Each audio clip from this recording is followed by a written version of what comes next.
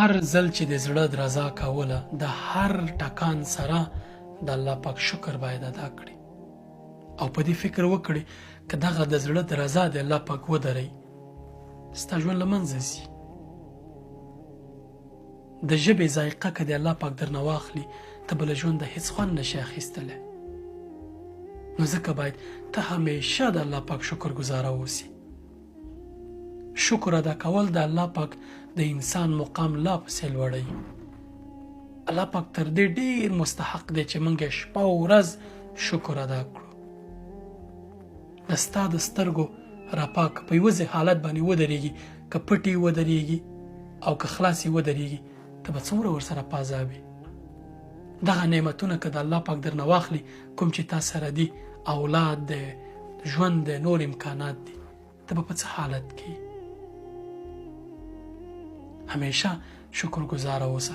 د زړه هر ټکان د دې مستحق دی چې موږ د الله پاک شکر ادا کړو. خپل اولادونو ته دا ور زده کړه چې همیشه شکر گزاره اوسي.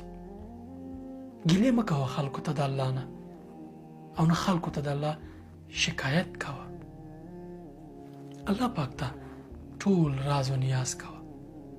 همیشه منندوی اوسه. هغه انسانان چې منندوی دي، قرآن کریم کې هر ځای چې الله پاک د انسان کلمه کاروي ورپسې یو منفي صفت یادوي. و انسان ناشکره دی، انسان زمانه مه خړئ، انسان دا کوي، انسان هغه دی. یا ایها الانسان ما غرک بربک الکریم. ته څه شي د خپل مهربان رب په مقابل کې غره کړی؟ د په څه شي غره یې؟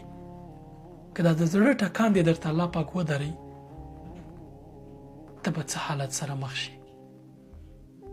خپل اولاد ته زده که په خپله باندې عادت دې ساته. کوچني کوچني نعمتونه چې دي ترلاسه کول یا دې لرل په اړه د الله پاک شکر ادا کوه. الله پاک به درته دوامداره ساتي.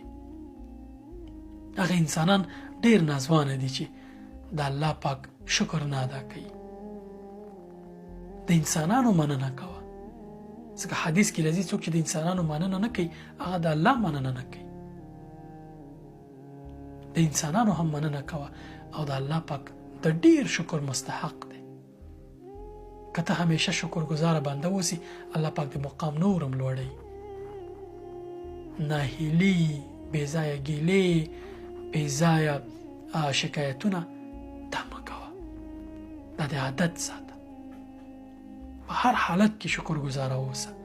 ته وګوره چې ژوند دی څومره له خوشحالۍ او نعمتونو ډکېږي.